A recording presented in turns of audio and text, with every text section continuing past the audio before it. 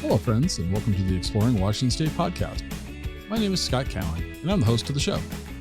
Each episode, I have a conversation with an interesting guest who is living in or from Washington State. These are casual conversations with real and interesting people. I think you're going to like the show. So let's jump right in with today's guest. All right. My guest today is Paul Tolmé, and he is the Content Strategy and Media Relations Manager for the Cascade Bicycle Club. Paul, thanks for sitting down with me. I'm really excited to be on the Exploring Washington podcast. Awesome, man. So give me a little backstory.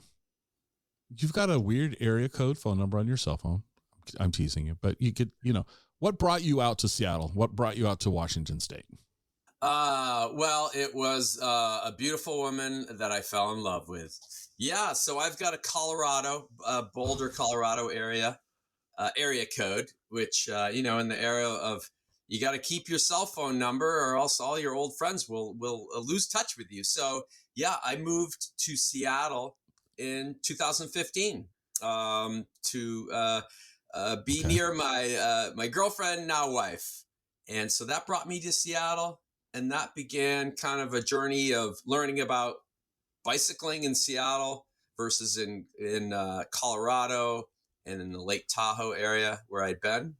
And I came to this nonprofit because it does a lot of really good work in Seattle and across the state to help create more bike lanes and put on big rides.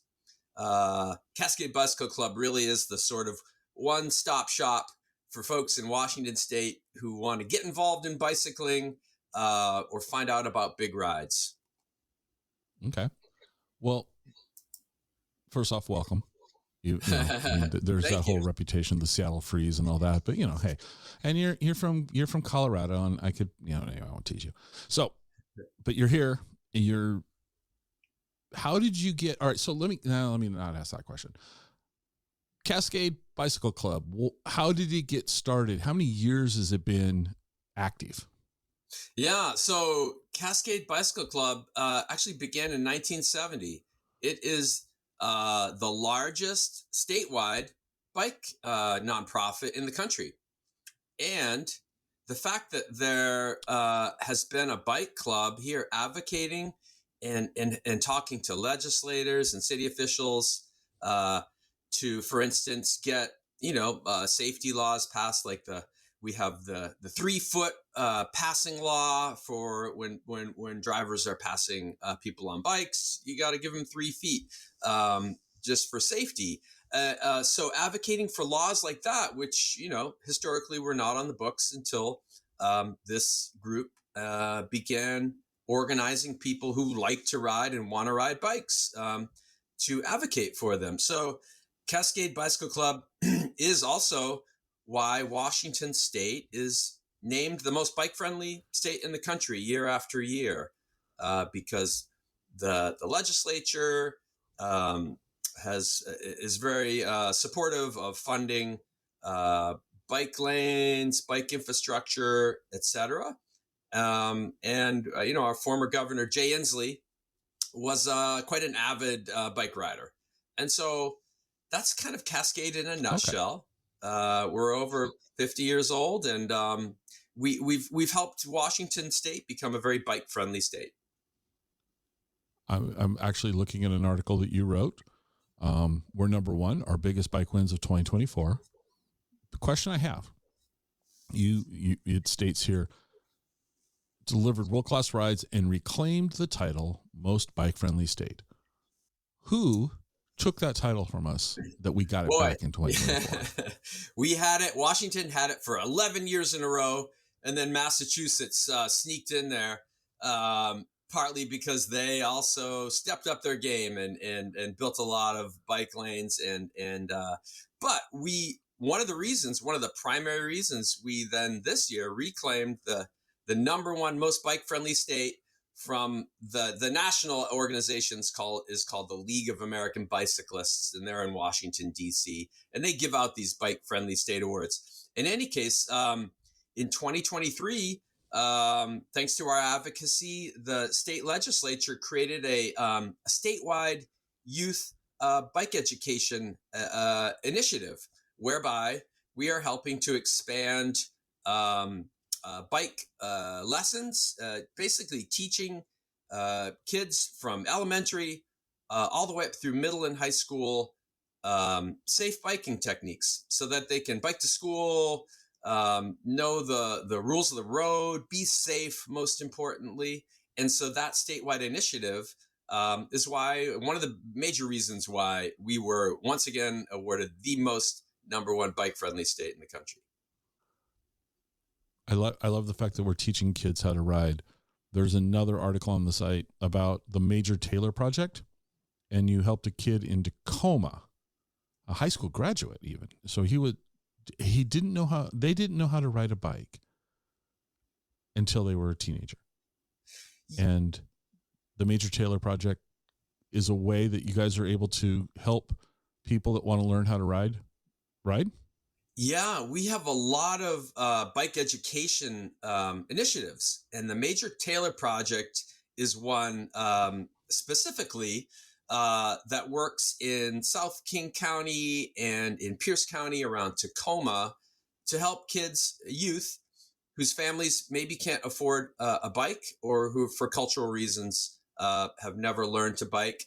And so Vizette, the student you mentioned in the article, was actually a high school senior when he joined the Major Taylor Project in Tacoma and learned how to bike. He was, a kid who was walking to school every day, and he didn't have a bike, but he dreamed of having a bicycle of his own and learning to ride. And so the Major Taylor Project and our instructors in that program got him geared up. And so Vizette is just a little spotlight on our blog, but he's an example of how we're trying to help young people grow, become more independent, because a lot of adults who remember learning how to ride a bike as a kid, if you're one of those people, you remember the feeling of freedom and independence. Suddenly, you didn't need your parents to drive you to soccer practice or baseball practice. And this was my childhood experience, where once I learned to ride, I could go visit my friend's house. I started riding to school once my parents felt I was old enough and safe enough to get to school on my bike. And so that's what we want to spread, that joy for young people, but we also teach older folks. We offer lessons at our headquarters in Magnuson Park in Seattle. And so during the pandemic, when a lot of people were turning to bicycling as a way to get outside for healthy activity, back when we were we couldn't be together in big groups. So learning to ride a bike outside was one of the healthy activities. And so we teach people of all ages to ride bikes, but the statewide youth bike education program is a real feather in our cap, as is the Major Taylor Project, which has been going on for over a decade.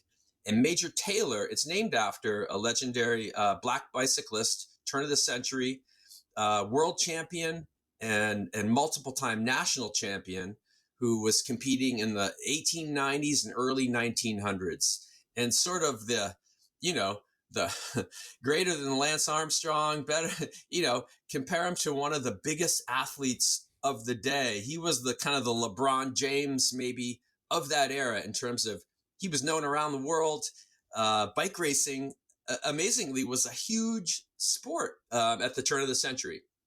And so this project is named after Major Taylor as sort of an inspirational figurehead for this program, which seeks to get youth of color onto bikes for personal growth, for liberty, for health, for all the reasons that being able to go from A to B independently without your parents is a real part of growing up and maturing and becoming a young adult. That's excellent. Now, the reason that I reached out to the organization was I had a reminder on my computer from last year for Explore Washington State to put together some coverage for the Seattle to Portland bicycle ride. I'm probably going to call it a race. I know it's a ride. I'll probably slip in the Yeah, word race throughout a the lot of show, people but it's a call it a ride, race. folks. It's Seattle to Portland bicycle ride. But you and I talked, and I'm not a bicyclist, and I wasn't very aware of all of the other things that your organization's putting on. So we're going to get to the Seattle to Portland, because to me, that's probably what's the best known for those of us that aren't bicycle enthusiasts. But I had no idea how many other rides you guys organize, sponsor, all of the outreach that you provide. I had no idea that Washington State was the number one most bicycle friendly state. I'm a little surprised by that, to be very honest with you. I would have thought, I think I probably would have thought California, to be honest with you. Right. I don't know why, but that's just me not being a bicyclist. But a couple of things that I saw that I really wanted to ask you to expand on is the Revel Revolution, and that's for women and non-binary riders who want to explore Lake Sammamish. And then the Iron Horse Gravel is on the Palouse to Cascades Trail from Snoqualmie to Clayum and back. Yeah, those are our two newest routes. I didn't realize. I didn't realize. And it's funny. Here's the guy that's on Explore Washington State, but don't realize a lot of things about the state. I never really thought that the Palouse to Cascades would be a bike trail as well. Have you ridden that? Yes, I have. And so that is a former historic railroad grade. It used to be called it was part of the Milwaukee Road, and it was called the Iron Horse Trail for a while. But at some point it was transferred to the Washington State Parks, and now it's a long linear park. It's called the Palouse to Cascades State Park, Palouse to Cascades State Park Trail. Yep. And so, it spans much of Washington State, 250 miles long, approximately. Yeah. And so this Iron Horse ride, which you reference, is just going basically the Palouse to Cascades Trail starts around North Bend, right outside Seattle. And it's a railroad grade, nice steady railroad grade that goes up over Snoqualmie Pass and then down toward Cle Elum. And so that will be the Iron Horse gravel ride you're talking about, which will be a 2-day ride. We'll go over to Cle Elum on the first day, 30 plus miles each day. The first half of each day will be all uphill, and the second half of each day will be all downhill as you come off of Snoqualmie Pass. And like all of our rides, these are paid rides, and they are fundraisers for all of our education and advocacy work. But we provide meals, mechanical support. For this one, since it's an overnight trip, we have baggage truck that folks could either load their camping gear if they want to camp out with us on the river in Cle Elum, or if you want to stay in a hotel. In any case, we try to make it as plug and play for folks as possible to come out and join us on a ride by providing food, water. So really, you just get on your bike, fill your water bottles, and you get to the next rest stop. You can fill up again, have a snack, and hopefully be in the company of a lot of friendly folks. You mentioned STP, which is the Seattle to Portland. We call it STP for short. It's a ride, not a race. We have folks who want to go fast, and they go fast, and then we have folks who just want to go at their own pace, and they'll spend a little more time on the bike out there. But we want everybody to know that regardless of your ability, you're welcome on our rides, and we will try to uplift you and make sure you get across the finish line. Well, one of my takeaways here is you guys almost act like a tour company, in the sense that you are a tour company, in the sense if you're providing support, food, bike repair. Not that you're necessarily repairing bikes for people, but maybe you're carrying gear. So if my chain broke, you could help me fix it. Yeah, flat tires, things like that. Yeah. And so you mentioned these tours. I could. Mm-hmm. Oh, okay. Sorry to cut you off there. Let's talk tours. Yeah. Yeah, No, so no, the you're good. tours, these But are the 3-day ones, of which we offer multiple as well. And for me personally, coming to Washington State, um, the Cascade tours have been a great way for me to explore a lot of parts of Washington that I had never been to.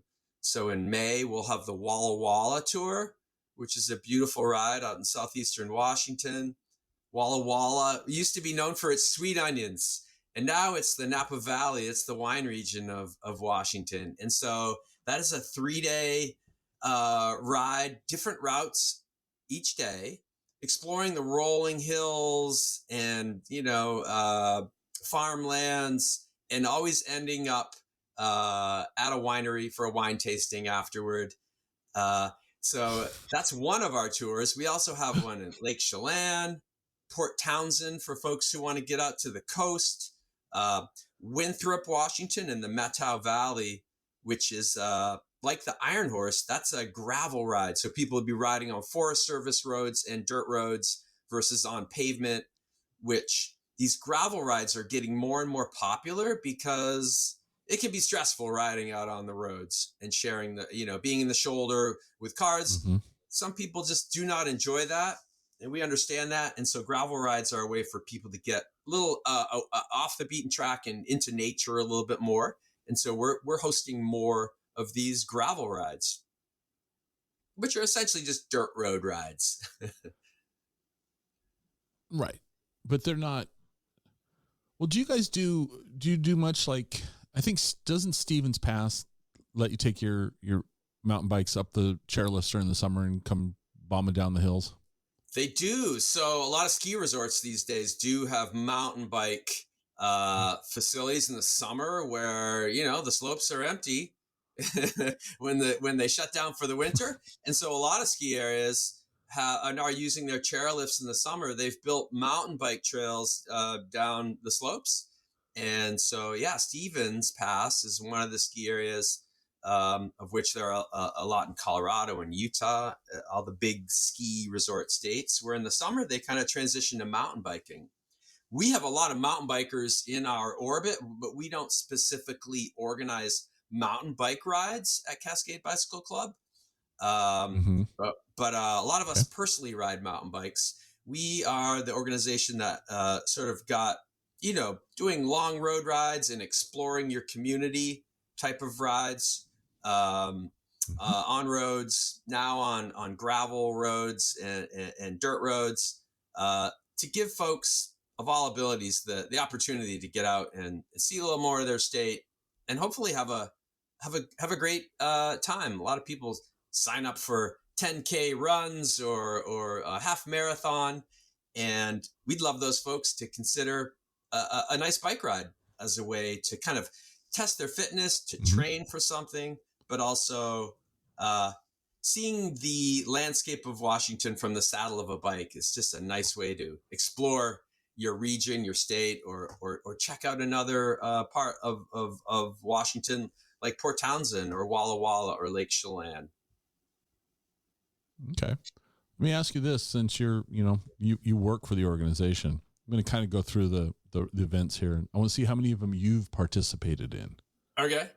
Have you done the Chili Hilly? I just did the Chili Hilly in February. Yeah. That's on Bainbridge Island. So that's really the start of our riding season. It's appropriately named, February out here on the coast, right? Rainy and chilly quite often. Yeah. And Bainbridge Island, you talked about Seattle being hilly. We chatted about that earlier. Bainbridge Island, true to its name, is a hilly spot. So, but that's a beautiful ride when it's not raining. And this year we were blessed with some nice weather on February 23. And so we had over 1,000 folks come out. It's a nice ride for folks who live in Seattle because you can get right on the ferry and pop over to Bainbridge, and the ferry ticket is part of your price of entry. So yeah, I've done that one multiple times, and I encourage folks who like to ride bikes, who live out in the Seattle region, to check out Chili Hilly. All right. have you done the ride for Major Taylor? Yeah, that was just a few weekends ago, April 13. A couple weeks ago. Yeah. Yeah, but last weekend. Was it last weekend? Boy, time is flying. In any case, yeah, that one is named 10 days ago. 10 days ago. Thank you. That was named for Major Taylor, whom I spoke about earlier, our Major Taylor project. So the ride for Major Taylor I've done. And we offer 2 routes. So there's a 60 plus mile route and then a roughly 25 mile route. And that's common on most of our rides. So my wife, for instance, doesn't always want to do the long route, but she is happy to do a 25 mile bike ride. It's more in her fitness comfort zone. And so, yeah, ride for Major Taylor. And it's also, we raise money for the Major Taylor project on that ride. And it always finishes with Ezel's fried chicken as the finish line meal. And for Seattle folks, Ezel's chicken is the KFC of Seattle, the best locally owned chicken franchise here in the Seattle region. So that's a nice boost. We try to provide good food at our finish lines as well. All right. Now, what we're about to talk to, these are future events for this year, but let's go back historically. So you have done the Walla Walla tour, correct? Yeah, multiple times. So one of my favorite, I would say it's my second favorite Cascade ride. Right. Okay. Then later, typically it looks like in May, you have something called the Flying Wheels Summer Century. Yeah, that's May 31 this year. That starts in Redmond in Marymore Park. I haven't done that one, but I will. The problem when you work for Cascade like I do, a lot of times you're working the events. You're there helping the folks that get a flat tire or setting up the rest stops. All of these, putting on big bike events where thousands of people or even hundreds of people are coming. There's a lot of logistics in that, a lot of setup, a lot of planning that kind of goes on behind the scenes so that the people riding can just have a good time and focus on the ride and not have to worry about food, water. And so, yeah, Flying Wheels is 3 routes on that one. A short, a medium, and a longer one. The longest being a century, 100 miles. Okay. And that's how a lot of people will use that ride as a last training tune-up to get ready for Seattle to Portland. Okay. Well, we're going to come back to Seattle, Portland. We're going to skip that one for a second. We got the Winthrop Gravel Tour. Have you done that? Yes, every year, and I'll be doing it again. It's usually over Father's Day weekend, middle of June, June 13 to 15 this year. Okay. And I love that one because the Methow Valley is one of these beautiful valleys, interior Washington. We ride on Forest Service roads and gravel roads, 3 different routes. And Winthrop is a charming little town. And again, we end the days with social occasions. Some people will camp out, others will stay in hotels. But on all of our tours and rides, you hopefully come away with new friends. I certainly always do every time I do a Cascade ride. Okay. Now, this one's new, and it's for women and non-binary. I'm having troubles talking today, folks. Surprise. But let's talk about the Revel Revolution ride, which is coming up in late June, 29th of June this year. It looks like it's starting at Bellevue College. Right. And so that also doesn't look like it's that long of a ride. Yeah. So a lot of our members, our women members have historically in Seattle, there was a ride called Ride the Wave, and it existed for many years, and then it went away. And it was a ride for women to raise money for women who were either in abusive relationships. In any case, in 2018, that ride stopped. The nonprofit that was organizing it, just for whatever reason, financially couldn't keep it going. And so we've been wanting to fill that void ever since. And so we created this ride for women and non-binary folks who just want to get out and ride in a real nice, welcoming environment, build some community. And so we're bringing that back. That goes around beautiful Lake Sammamish, and much of it on the East Lake Sammamish Trail, which is one of these new long distance, beautiful, flat bike routes that I would encourage anybody who lives in the greater Seattle area to go check out the East Lake Sammamish Trail. Yeah. So that one's coming up on June 29. That's a 1-day ride. Right. So on the 12th and 13th of July, nothing's happening. We're going to skip that for a minute. Port Townsend tour happens in early August. Have you done the Port Townsend tour? Have not done that one, but I've ridden around Port Townsend and I can highly recommend it. For anybody who hasn't been out to Port Townsend, it's a beautiful place. It's, it's historically kind of a sailing and wooden boat community. A lot of maritime heritage there. I've heard that, in the state of Washington's development, there was some folks were hoping to make Port Townsend the capital of the state, but the railroads never made it there, and so Seattle won that contest to become not the capital, but sort of the biggest kind of hub for the state of Washington. Of course, Olympia is our capital, but Seattle's kind of the cultural hub. Port Townsend, can't speak about the beauty of that area enough. In early August, cool breezes coming off the sound, and great food, restaurants, and bars there for the evenings. Right. And we've talked about the Iron Horse gravel ride, and you already said you've been on it, but I got a question, you guys, man. Middle of August, Eastern Washington. It's hot.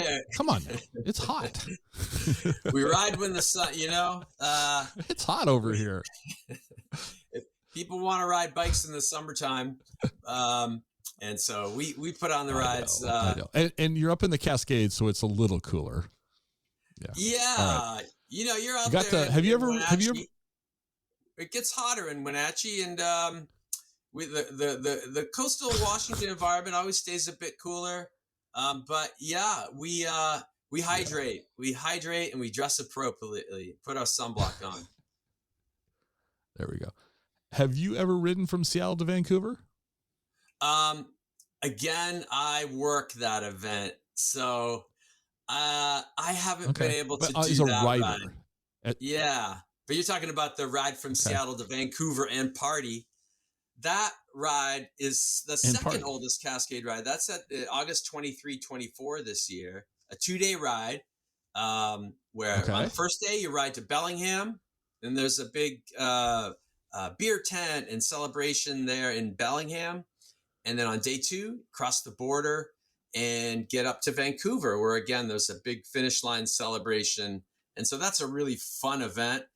But because I'm working to make sure the riders have a good time, I haven't personally been able to do that one. But we typically get about 2,000 folks doing that fun ride. Wow, that's okay.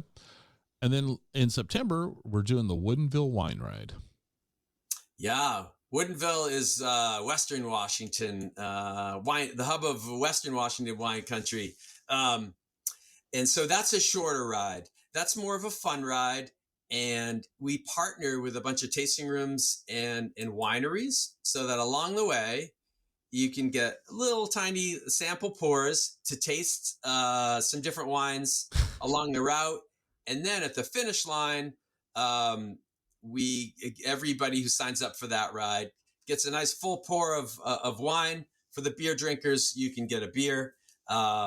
But that's more of a ride for folks who, like yourself, might not consider yourself a bicyclist, but just want to go do a relatively flat 20-mile ride that is on much of it on trails, paved trails around Woodinville area, and Redmond.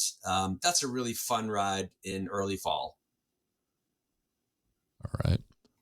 We talked about the Lake Chelan Tour. Now that's coming up in late September. This year it's on the 26th. It starts on the 26th and it goes to the 28th.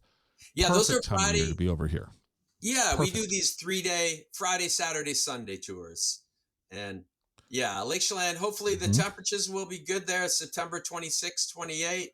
That's not too far from you. You could probably zip over to Lake Chelan and join us on an e-bike. Yeah, there we go. We're gonna talk about e-bikes. And then as it looks like we're kind of wrapping up the season in the middle of October on the 12th, you got the Kitsap Color Classic. Yeah, out on the Kitsap Peninsula. Folks take the ferry over, and again, over to Kingston on the Kitsap Peninsula. And we have 3 routes there as well. That's a beautiful fall foliage ride. One of the highlights is passing through Port Gamble, historic town, which has a lot of leafy maple trees and other leafy trees, which turn red, yellow, and orange in the fall in mid-October. So that's a real pretty fall color ride. And again, with great food, we stop at Sly's Donuts in Paulsbo, which is kind of a legendary local bakery out there. We try to make sure that our riders are well fed and get lots of good snacks along the way. So Kitsap Color Classic, October 12th. And you guys have been doing that for over 30 years. This will be the 31st time. I mean, what I'm taking away from this conversation so far is that this organization has been consistent.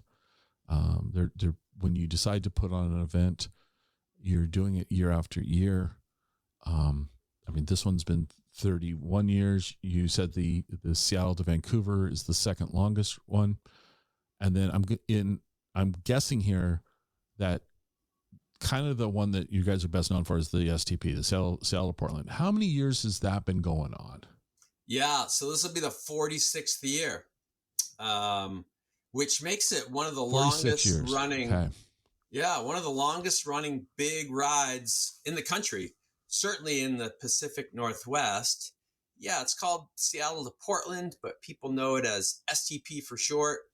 And so when I first moved to Seattle, before I was working for Cascade, I heard about STP. People said, "Oh, Paul, you ride bikes. You must have done STP."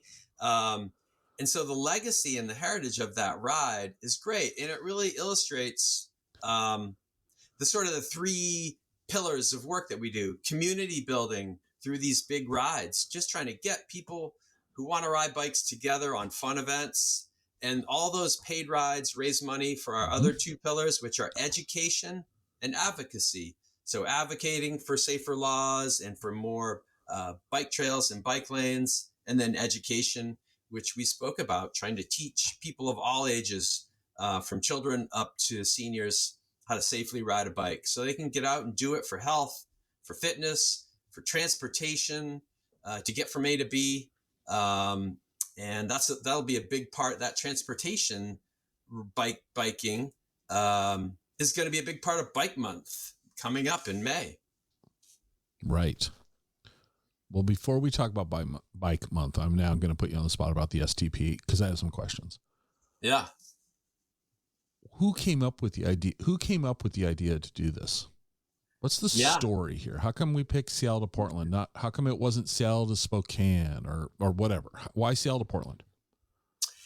That's a good question. Some of that history predates me, right? We're talking about a 46-year-old ride. But I think the idea was really to link these 2, Northwest cities, which have a lot in common, but also have rivalries like all neighboring cities do. And so that first event was a couple dozen hardcore riders. And it was so popular that they kept deciding to bring it back. It was funny, though, when Mount St. Helens erupted, however, that forced Cascade to cancel that ride because of ash and etc. And so that's when this ride to Vancouver began. We were looking for an alternative ride, and this ride, RSVP, we call it, Ride from Seattle to Vancouver and Party, was first held right after, in the wake of the Mount St. Helens eruption. And that ride was also so fun that it stuck. But both of those rides, STP and RSVP, they're 2-day rides, essentially. Some folks do the 206 miles to Seattle, from Seattle to Portland, in 1 day.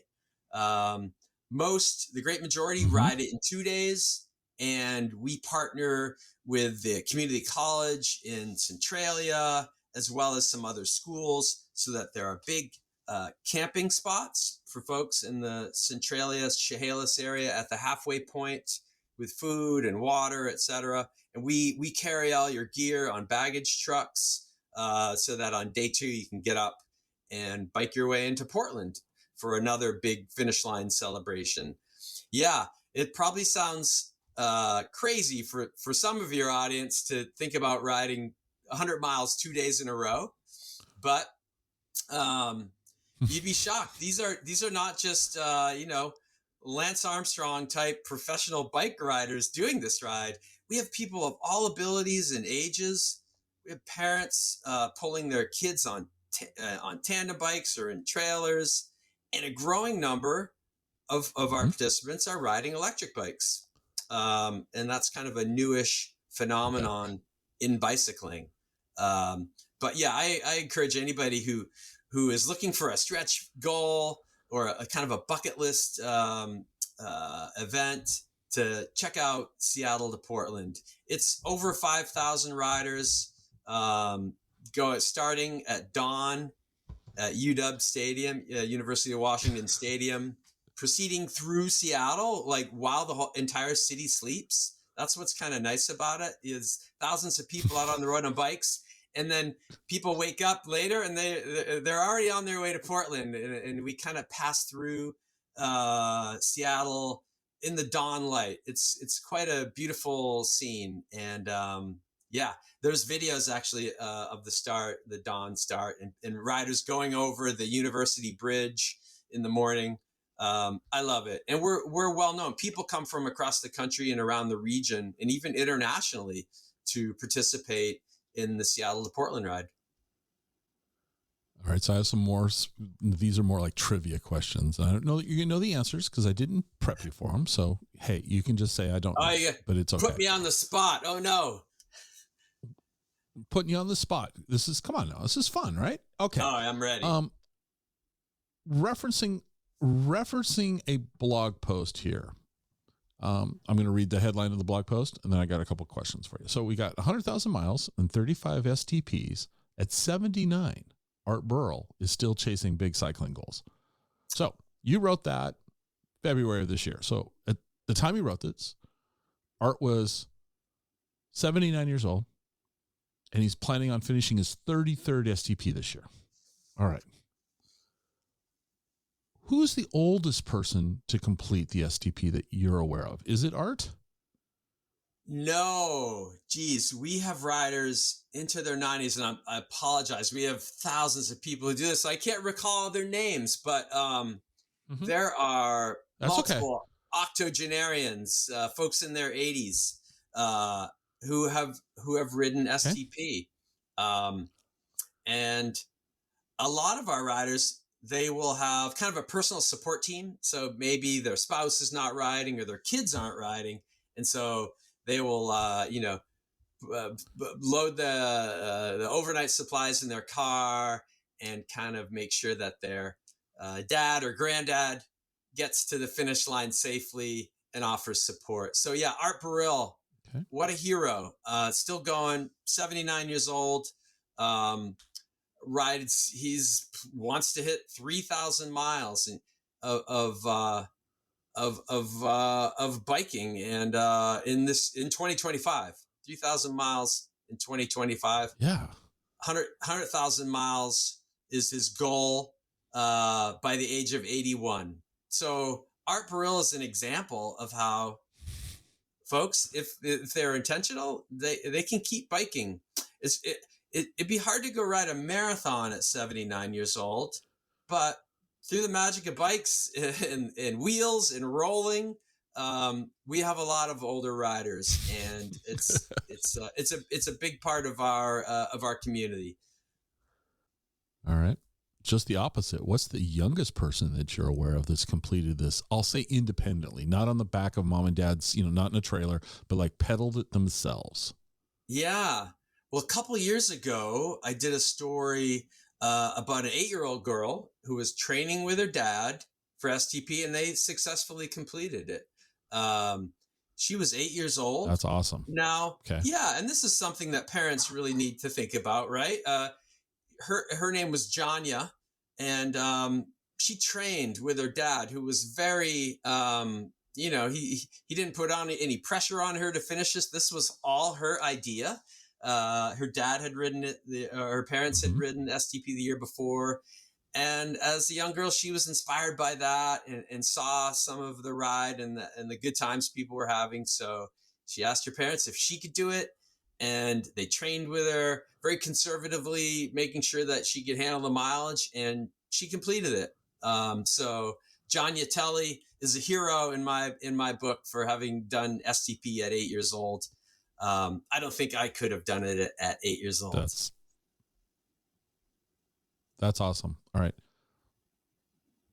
Not counting e-bikes. I know it's not a race, but what is the fastest time that you are aware of for completing the Seattle to Portland? I'd have to look in the record books for that. Here's the thing: in the early days, we used to keep those statistics, but now we don't even keep the fastest finisher times because they know it. But we don't want to necessarily encourage folks to be racing. We want to make sure everybody is being safe out there. And, in races, people take chances. They're a little riskier in order to get a time, right? And so we just want everybody to do the ride safely. But I will say that these these 1 day riders who are doing the entire 206 miles, they'll start at 6 a.m. Or even 5:30, and they'll be finishing up around 3 p.m. So they've got a long day in the saddle, as we say, but you can do the math on that one. These guys are the guys and women are traveling, they're going at a pace of 20 miles an hour or so for an entire day, 8 to 10 hours out there in the saddle. Much respect to them. That's more mileage than I personally want to do in a day. I'm more of like a 2-day STP rider when I get my chance, if I don't have to be working it. But yeah. Right. Now, I think I told you my one STP story was that a friend of mine decided to ride it, and I was the support vehicle, and I dropped her off, and she told me, I'll meet you at the park. And I don't remember what time it was, but she was like within 10 minutes of the time she said she was going to be there. And it was in 1 day. I was there. I watched her pull in. She got off the bike. She walked around for a few minutes, and then she drove to Eugene, Oregon that night. I still to this day, I've been just dumbfounded by the iron will of that for her to complete the ride in 1 day, and then to not be completely out of gas. And she was good enough to drive 150 miles or so from Portland to Eugene, because we were going down to the Oregon Country Fair, and we had to be there that late afternoon. And she made it. She was amazing, and she was not the first person in. She was early, and it was big celebration when people were coming in. It was really cool. I was super impressed with the organization, both at the UW campus for the drop off and at the park in Portland where you finish it. So that was very cool. And I've always thought this is a cool ride, and that it's kind of iconic. It's one of those summertime activities that those of us that aren't into the topic still are aware of. I like that. I like that Washington State has a lot of these types of events throughout the year that repeat year after year that we can kind of tell time by, if you will. But the thing that threw me, a thing that threw me was, it seems like you guys have embraced the e-bike, I'll call it phenomenon, the wave of e-bikes. Not that I thought you'd be against them, but that you guys are actually, you're there. You're trying. I mean, they are bicycles in the sense that they're on the road. They need the same rules and protections that you guys are advocating for traditional bicycle riders. Do you own an e-bike? I do. My wife and I, I'm a bike nerd. So I have a mountain bike, an electric bike, I've got a road bike, I've got my commuter bike with fenders on it that I wear in the winter. And so, the e-bike phenomenon is, over the last decade or so, has really become a bigger part of the bike industry. And for a couple of reasons. We love it because, as I mentioned, they allow more folks who wouldn't otherwise ride a bike to get out. Seattle hills. We say, electric bikes, they flatten out hills. And this is especially important for folks that, like myself, who do bike commuting. I commute into the Cascade offices, about a 6-mile ride each way on my electric bike because I can get there. It's essentially a car replacing vehicle then. And so instead of driving to the office, because I have this e-bike, I can get to work on 2 wheels and do it a lot more cheaply and get some health benefits, a little exercise out of it. Electric bikes were very controversial when they first started coming out. There was a term people would say, "Oh, that's a cheater bike," and we pushed back on that because we see them as inclusivity machines. People who aren't ready to go do a 50-mile ride, say, on an electric bike, it kind of makes it doable for more folks. And that's really what we want. Bike technology, these controversies within bike technology have existed since the beginning. When they first came out with brakes on bikes, that was even controversial. Like the first guys who did the Tour de France, they were riding on 1-speed bikes that sometimes had maybe just a front brake. And then as technology in the bike industry has advanced, derailleurs and disc brakes, all of these things, when they were first introduced, were controversial. Lightweight carbon fiber bikes. And so they're all bicycles. And as long as people, when they're out riding with other folks, so if you're on an electric bike, which allows you to go 20 miles an hour, it doesn't necessarily mean you need to be like driving it like a Porsche, or something. And this is what we say. So no matter what your bicycle, ride considerately around others. And electric bikes, I'd encourage folks to take a test ride. You should take a test ride, man, because they really do bring back that joy that you felt probably biking as a younger person. And so a big fan of e-bikes. Yeah, no, it's been there on the I should look into those because there's especially over here in the Wenatchee area, we got a lot of great places to ride that are, got some hills, but not super, not big climbs, but they got some hills, and I'm old and out of shape, and it would do me good to get out, move around, pedal some, let the bike take over for a few seconds, kind of give me a break, recoup a little. I will tell you this. I will promise you, I will go take one for a test ride because I am intrigued by the idea of an e-bike. Great. I really am. I've done my job. Now, you've done your job. You said you were a bike nerd and you rattled off all sorts of variations of bikes. Putting you on the spot, you could only have one bike. That's it. One. What are you picking? Yeah. Well, I guess I would pick something that would work both on the pavement and on dirt trails. So this new class of bikes called gravel bikes, essentially they have wider tires, right? Mm-hmm. If you're on pavement, you don't need a big fat tire. Gravel bikes and mountain bikes have wider tires because you're riding through sand and gravel and softer surfaces. So just like a Jeep that's going to go out, and ride in the mud or on the sand or something has wider tires. Same principle on bikes. So I'd probably choose a gravel bike, of which you go to a bike shop these days, there'll be a whole category of those. But they're essentially like road bikes built a little sturdier with wider tires. And so where a mountain bike has more of an independent suspension to it, a little more shock absorbing to. Yeah. Is that okay? Mountain bikes, because of all that suspension, the big front fork. And then if it's a full suspension mountain bike, you've got the suspension in the rear. And boy, does a good mountain bike really softens the load. Imagine if your car had no suspension in it, right? That'd be a real bumpy ride.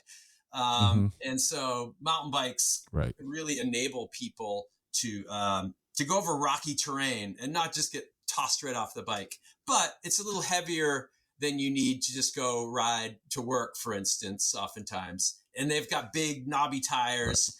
And so I'll see people riding STP on a mountain bike with those knobby tires. You can hear them humming. And boy, much respect for rolling a heavy bike with slow tires with a lot of rolling resistance on the road. But yeah, that's essentially why I wouldn't necessarily choose a mountain bike first, unless I lived back in Colorado, where I could maybe get to the office on a mountain bike trail. But you would go a gravel bike. Have you ever had like a recumbent bike or any of those more I've test ridden exotic, them. I guess is all I'll say. Yeah. What do you think? I think they're great. All forms of bicycles are fantastic in my mind, in the eyes of Cascade Bicycle Club. So these recumbents you're referring to, for folks who haven't seen them, they're the ones you kind of sit down. And so people, for instance, who have lower back pain and can't sit on a bike, oftentimes will ride recumbents. And so I've test ridden them. They are comfortable. It's a different seating position, so you got to get the balance a little bit. You practice on the balance. But they're just another example of a bicycle. We also have multiple participants in the STP who ride so-called hand cycles. And these are individuals who have paralysis and can't use their legs. And so there are these hand cycles now, which have essentially a hand crank, and they're in a recumbent, kind of lying down position, with the head elevated, and pedaling with your arms.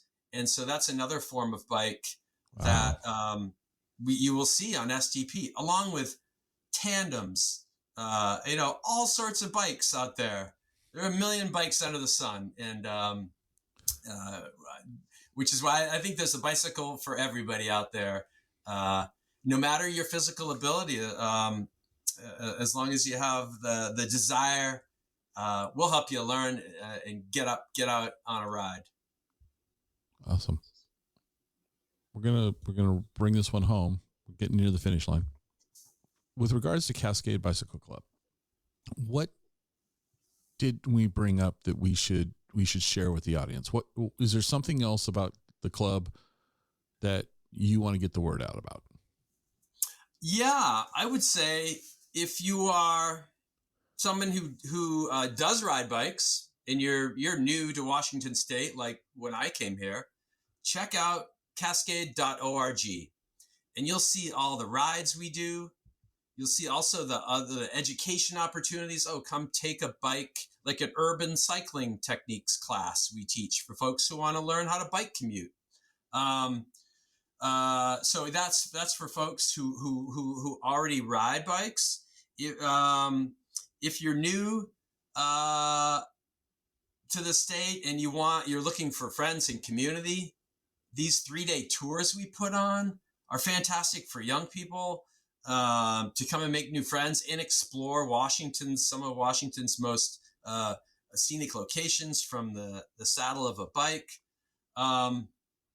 We are always looking for new ways to get people onto bikes. And with Bike Month coming up, this is where we look at bike commuting a lot. We're trying to encourage folks who maybe who drive their car 10 miles or less, for instance, to get to work.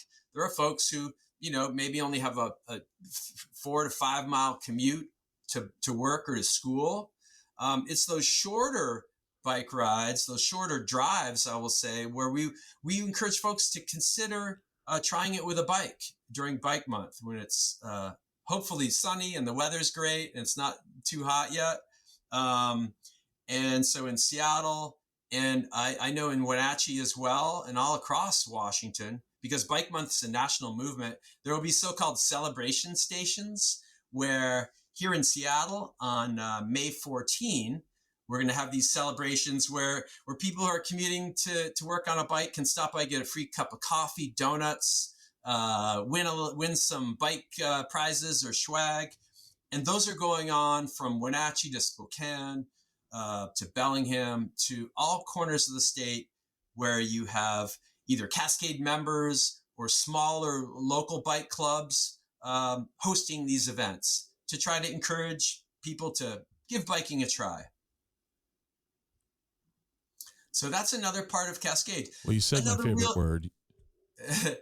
And let me mention one more program that I feel is like the heart and soul of Cascade. During the pandemic, when food banks were experiencing a real crisis because people were losing their jobs, being furloughed from work. At the same time, you had a lot of senior citizens for health reasons, but who need food bank assistance, couldn't get to the food bank because they didn't want to get sick.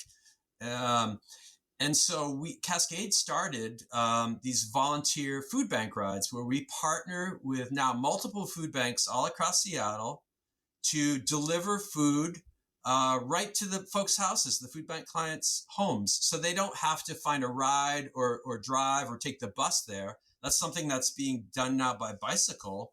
And as part of that, as we've expanded that program, we now partner with local grocery stores, Trader Joe's, Safeway, and PCC community markets here in Seattle to get produce, which might be they can't put it on the shelf or in the produce that is still good to eat, but maybe it's got a small bruise or something. They can't sell it. Oftentimes that would go into the compost pile, but it's still nutritious, healthy food. And so we organize these food rescues where 3, 4, 5 to 10 people on either electric bikes or bikes pulling a little trailer will rescue this food, bring it to the food banks. They'll repackage it, rebox it for delivery to their clients. And then our biking volunteers will then deliver that food right to people's homes. It's a nice full circle program that is using bikes as community service. We're reducing food waste. And I've read a statistic that like food is one of the largest components of our waste stream, which is a real shameful, sad fact of life in the United States today, where precious food is being wasted. And at the same time, we're also, there's a climate benefit there in terms of we're using bikes instead of delivery vans or cars to deliver this food, which would have been done in the past. And so we have folks who would never do STP, for instance, but they'll sign up for a food bank delivery ride because it's such a wholesome experience where you meet good people who want to get involved in their community and lend a hand. And it's part of just this volunteerism that we support here at Cascade Bicycle Club, using bikes to help your neighbors. It really brings joy to my heart when I think about more than 1.5 million pounds of food that we have rescued and delivered since 2020 by bicycle. I'm on the article, and I had stopped scrolling at 1.5 million pounds. That's a staggering amount of food that you guys have moved around. That's so cool. That's very, very cool. Yeah, well, thank you for your interest. That's awesome. Yeah, no, that's very cool. So we're going to wrap this up. I've got 3 questions I ask every guest. You said the magic word a little bit earlier, and you said the word coffee. So for me, I always ask guests, where's a great place to get coffee near you? So in the Seattle area, parts of Seattle that you hang out in, where's a great coffee place? Boy, there is, I love Cafe Umbria down on the waterfront downtown. There's a little coffee shop right here in my neighborhood there. But you know what? I'm not going to mention that one. Right next to Cascade headquarters, there's Magnuson Cafe and Brewery.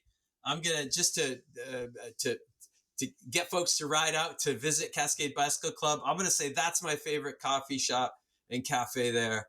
Magnuson Cafe and Brewery. Right. And you can also get a beer there if it's late afternoon. So when you're ordering coffee, what's your go-to coffee of choice?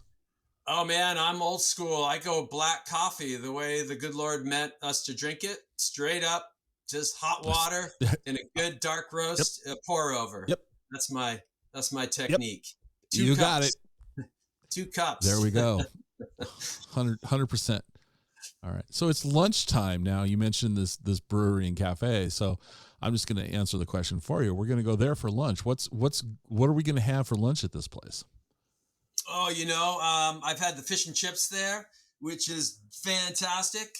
Okay. But I'm off red meat this year, so I'm still eating. I'll still go for the fish and chips, but I get the veggie burger, which is pretty good there. Okay. And a lot of my colleagues, they love the tater tots that they serve at the Magnuson Park Brewery there, the cafe. So I would say fish and chips. Let's go with that. Is Seattle, and we are the fish and chips, the best fish in the country right here in Seattle. All right. Now this last question, as the communication person for your organization, is probably going to be the hardest question you've ever been asked as a communications professional. Are you ready? I'm ready. Very simple question. Very simple. But you got to answer it, and you got to tell me why. All right? That's the rules. Okay. Cake or pie, and why? Oh, wow. Okay. I'm gonna go pie, because my mom was a great baker, and we had apple trees and other fruit trees in the yard. So my mom has been making pies. She's 91 now, not making as many pies as she used to. But I'm going to go blueberry pie. Best pie in the world. With blueberries picked off. Awesome. Picked off my mom's blueberry bushes in New Hampshire, specifically. So blueberries from New Hampshire. Yeah. Well, from my mom's. That's a solid answer. Blueberry pie with a scoop of vanilla ice cream, too. Let's be real. You need the vanilla ice cream on there. Okay. Awesome. Well, Paul, thank you so much. We're going to put some links in the show notes to the Cascade Bike Club so people can go and check it out. I encourage anyone who has any remote interest in bicycling in Washington State to check the organization out. I know I'm glad I spent some time on the website, and I only scratched the surface, but I'm very impressed with the opportunities that you guys present to people to learn about bicycling and learn how to ride safely. The advocacy. Oh my gosh, one of these days, that you're providing. I did not know about the food hauling. That is so cool. 1.5 million pounds of food been carted around the Seattle area by bike. Why don't we hear more about that? I think that's my question. Not that you need to answer it, but I think that is a message that resonates. And that could be done in Spokane. It could be done in Tacoma, Bellingham, anywhere. It could Amen to that. We would love awesome. to talk to local bike clubs who want to start a similar initiative. Go to cascade.org and reach out to us. And I'll see you on an e-bike. Paul, thanks so much for your time today. Yeah, I'm looking forward to seeing you on an e-bike. I'm gonna go test one. I commit to testing one. I commit to buying one. Not quite there yet, but I will go give one a shot because, have you been to Wenatchee before? Yeah. I lived in Leavenworth for a couple of years, and we'd get over to Wenatchee when I need to go shopping. And I love the so Pybus. Pybus Market. Right. Well, they have a bike rental place there, and they rent e-bikes. There you go. That's your portal. So I can just drive down to Pybus because it's a little too far for me to walk. But I could drive down to Pybus. I could rent an e-bike, and I could take it on the Apple Loop Trail, and be a fun way for me to test drive a bike. I think it'd be a lot of fun, and I will do it. Great. Yeah, I love that Apple Loop Trail there in Wenatchee. It's beautiful. And and cascade.org. Awesome. You can find out lots more about that we couldn't even touch on here in this conversation. But I appreciate you for shining a spotlight on us. Thank you so much, sir. And I look forward to meeting you in person one of these days. All right, Paul. Thanks so much. All right. Have a great day. Hope you enjoyed the show. You can reach me on Twitter at ExploreWaState. I'd love to hear your comments. You can also visit our website at explorewashingtonstate.com. If you know anyone who would like the show, it'd be amazing if you'd share the show with them. This is the biggest way that we grow this show. Good old word of mouth. Glad you were here with me today, and I hope to have you listening to the next episode. See you then.